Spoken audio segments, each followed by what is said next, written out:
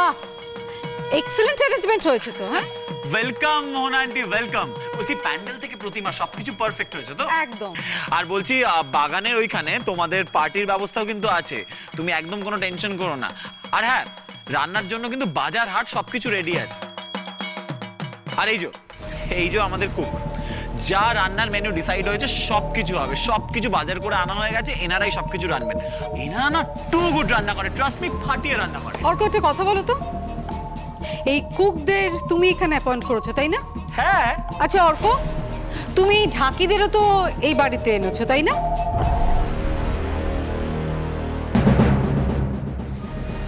মোহনা aunty বারবার একই প্রশ্ন কেন করছে? কিছু হয়েছে নাকি? হ্যাঁ হ্যাঁ হ্যাঁ হ্যাঁ আন্টি, এনাদের তো আমি এনেছি। আচ্ছা, তোমাদের মধ্যে তো একজন মহিলা ঢাকি ছিল, হ্যাঁ? সে কোথায়? তাকেও দেখছি না।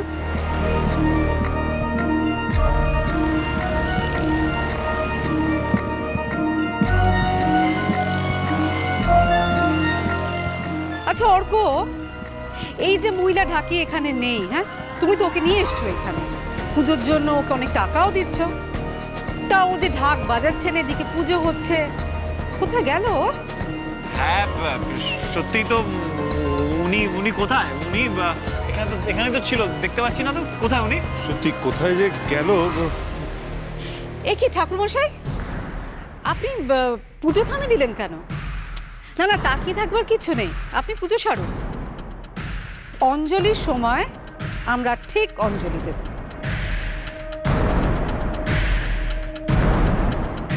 আচ্ছা অর্ক, এই যে মহিলা ঢাকি এখানে নেই, দেখতে পাচ্ছি না, তুমি খেয়াল করোনি? সুবর্ণা, তুমিও তো এখানে আছো, তুমি খেয়াল করোনি? তাই তো। অর্ক, তুই জানিস না উনি কোথায় গেছেন? তাহলে ঢাক কে বাজাবে? মানে উনি কি ঢাক বাজাবেন না? আমার না আজকে ভীষণ ইচ্ছে করছে ঢাক বাজাতে। বাজাবো?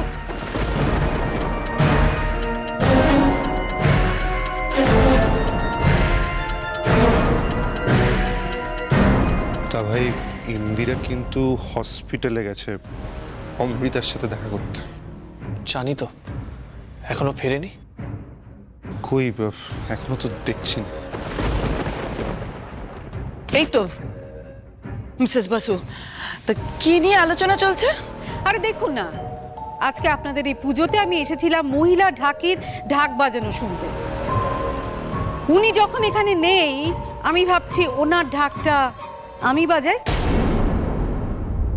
জানেন মিসেস চ্যাটার্জি, আমি অর্ককে বলছিলাম যে যখন এই মহিলা ঢাকিকে এখানে এনেছো, তাহলে নিশ্চয়ই অনেক টাকা দিয়েছো, আর এদিকে উনি নেই। হ্যাঁ, কে ঢাক বাজাচ্ছে? কেউ তো নেই দেখছি। সত্যিই তো, উনি এখানে নেই কেন? আজকে অষ্টমী, আর অষ্টমীর দিনে মেন ঢাকি নেই। কি ব্যাপার অর্ক, কোথায় গেছেন উনি?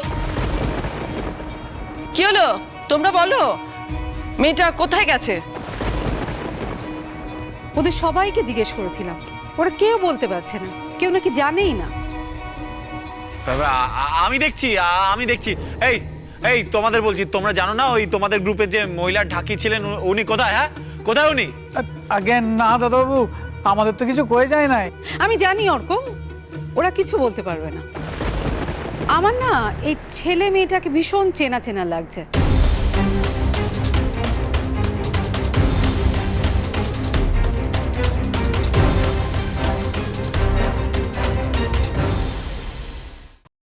আমি তোমায় কথা দিলাম অমৃতা, আমি কৃষকে মানুষের মতো মানুষ করব, ওকে পড়াশোনা করে অনেক বড় করব, ওর যাতে কোনো কষ্ট না হয় সে সবটা দেখার দায়িত্ব আমার।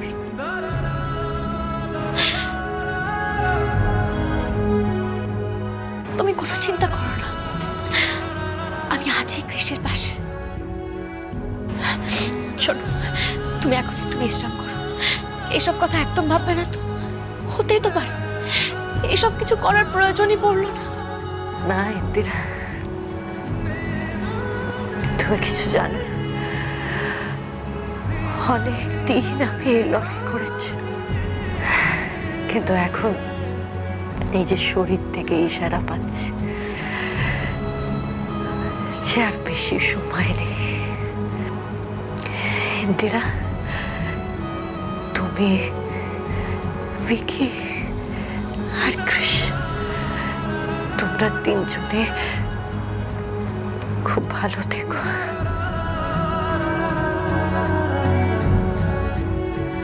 ম্যাডাম, আপনি এখন বাইরে যান, পেশেন্টকে একটু রেস্ট নিতে দিন। আসছি।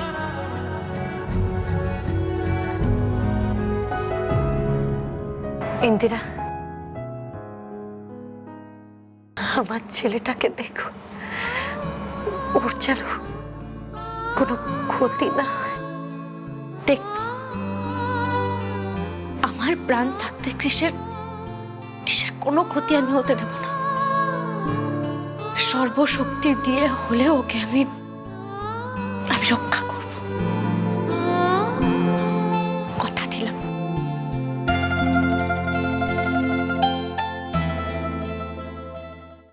মিসেস চ্যাটার্জি, একটু ভালো করে ওদের দিকে দেখুন তো, চেনা চেনা লাগছে কিনা। আচ্ছা, আপনি এগুলো কি বলছেন? আমি তো কিছু, যাকে এসব বাদ দিন তো, এদের কেন চিনবো? আপনি বরং ওপরে চলুন, অনেকে চলে এসেছে, ওরা ওয়েট করছে আপনার জন্য, চলুন। এই মা একদম কিন্তু এই কথাটা ঠিক বলেছে। মোনান্ডি, তোমরা যাও না, পার্টি করো, এনজয় করো, আর তোমাদেরই তো টাইম এটা। আমি সব কিছু দেখে নিচ্ছি, প্রয়োজন পড়লে আমি ওই মহিলা ঢাকিকে ফোন করছি, তারপর দেখাচ্ছি, আমি ওনাকে বলবো, ওনার টাকা আমি কেটে নেবো, এইভাবে ছেড়ে দেবো না। এই তোমরা বাজাও ঢাক, আর তোমরা বলো ওনাকে ফোন টোন করো, দেখো কোথায় উনি। এই যে রানা ঠাকুর। জি আইকা। এরকম দাঁড়িয়ে আছেন কেন? যান, রান্না বান্না শুরু করুন। দেখুন, আগের দিনের মতন যদি রান্না টান্না খারাপ হয় না, নুন টুন বেশি হয় বা কোনো কিছু খারাপ খেতে হয়, তাহলে আপনাদের কাজটা কিন্তু আর থাকবে না। না না বাবু, চিন্তা করবেন না, আর কোনো ভুল করুন না। ঠিক আছে, ঠিক আছে। আর মনে থাকে যান, আজকে অষ্টমী বলে শুধু নিরামিষ রান্না বান্না হবে না, কিন্তু আমিষও হবে, মাছ মাংস সবকিছু হবে। পার্টি বলে কথা, সব কটা রান্না যেন ভালো হয়, আমি বারবার বলে দিচ্ছি, কোনো যেন গোলমাল না হয়, ঠিক আছে? হ্যাঁ বাবা, আমরা সব পরিষ্কার বুঝতে পেরেছি। বলছি অর্ক, আমরা যে ধরনের কুইজিন খাই বা যে ধরনের খাবার খাই, সেগুলো কি তোমার এই কুকরা রান্না করতে পারবে? ওরা কি সেই ট্রেনিং নিয়ে এখানে এসছে? হ্যাঁ হ্যাঁ, সব ট্রেনিং দেওয়া আছে। না না না, মানে আমি বলতে চাইছিলাম যে ওনারা অলরেডি ট্রেন, মানে ওনারা খুব ভালো রান্না করেন, টু গুড রান্না করেন। আমি ওনাদের রান্না খেয়েছি তো এর আগে। আমিও খেয়েছি। হ্যাঁ। তাই নাকি? Very good. মিসেস বাসু, আপনি এইভাবে কেন কথা বলছেন আমি বুঝতে পারছি না। মানে কিছু কি হয়েছে? Is anything wrong? Mrs Basu, আপনি এভাবে কেন কথা বলছেন? মানে আমি জানতে চাইছি যে কেন বলছেন এভাবে। কাল রাত থেকে আমার ডান চোখটা লাফাচ্ছিল, নিশ্চয়ই কোনো বড়সড় বিপদ আসছে।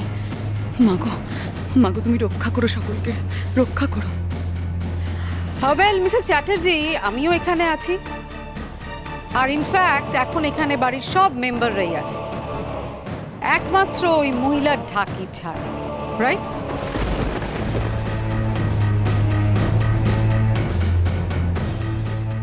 আচ্ছা অর্ক, একটা কাজ করা যায় না?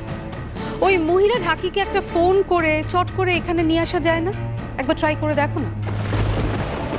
আপনি একদম ঠিক বলেছেন অর্ক, ওই মহিলা ঢাকিকে ফোন কর, দেখ কোথায় আছে।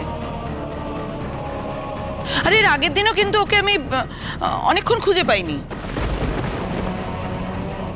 কর্তা মানে ফোন করতে যাচ্ছিলেন? এই তো চলে আইছি আমি।